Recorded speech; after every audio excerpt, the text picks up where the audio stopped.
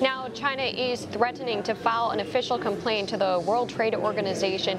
Do you think they will follow through? And if they do, what would follow after such a complaint? No, I think they should. I mean, I think they will. 85% of the times they've done that, the WTO has sided with the United States of America, yet China doesn't follow through with the ruling of the WTO. So this is something I welcome. When you start looking at what China has done and their illegal trade practices, I welcome that, and let's go to the court of law. Looking abroad, President Trump took a hard stance Wednesday against Germany's deal with Russia regarding that gas pipeline. Does this put any strain on America's relationship with Germany?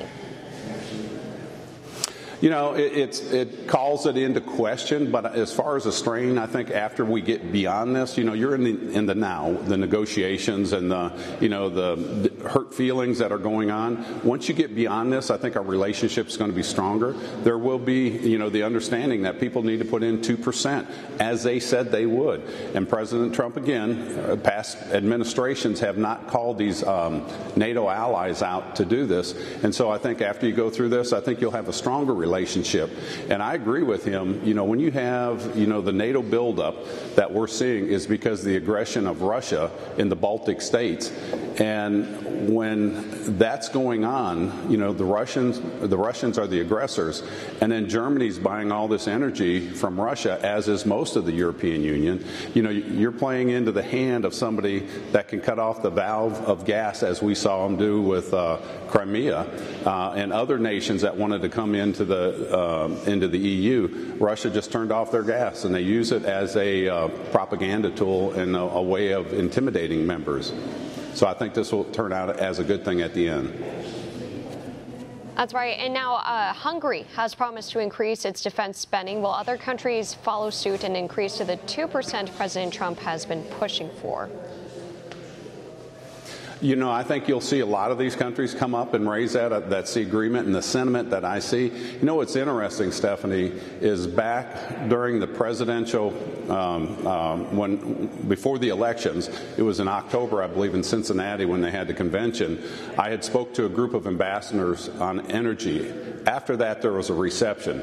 There was a group of 5 NATO countries that came up to me unsolicited and says, we have been bad NATO members, we haven't paid our dues. We're going to start paying our dues and bring up the arrears. That was before President Trump got elected, and it was because of the rhetoric he has said back during the campaign season. Now here we are, a year and a half, 2 years later. These people are coming to the table, and he's not going to back off, and I commend him for that. That's right, and even President Trump has said earlier today, ultimately the goal is now 4%. Shifting gears now, you sponsored the Cyber Deterrence and Response Act of 2018, which seeks to identify and respond to international cyber attacks, namely from China, North Korea, Iran, and Russia. The bill passed out the Foreign Affairs Committee 2 weeks ago. Next step is to get it through the House. What do you hope to see in the coming weeks? What we want to do is get it through the House, and we have a Senate companion bill that we're hoping to bring out also. This is something that the United States of America, when we first came up here 4.5, 5 years ago, we found out there was no cybersecurity response or policy if a cyber attack happened to the United States of America. And more shocking, there wasn't a response of what the United States would do. So we brought clarity with this bill, and we've teamed up with Chairman Ed Royce with his bill on cybersecurity also. So this is a policy moving forward that nations will know where we stand if they hack into our systems, and they also know what we will do. And so this is something to put people on notice. We're not going to tolerate this anymore. All right, Congressman Ted Yoho, thank you so much again for speaking with One America News. We appreciate it. Stephanie, thanks for having me on. Have a great day. Want to see more videos like this? Click on the link below and subscribe to One America News on YouTube, and call your cable provider and kindly demand that One America News is added to your lineup.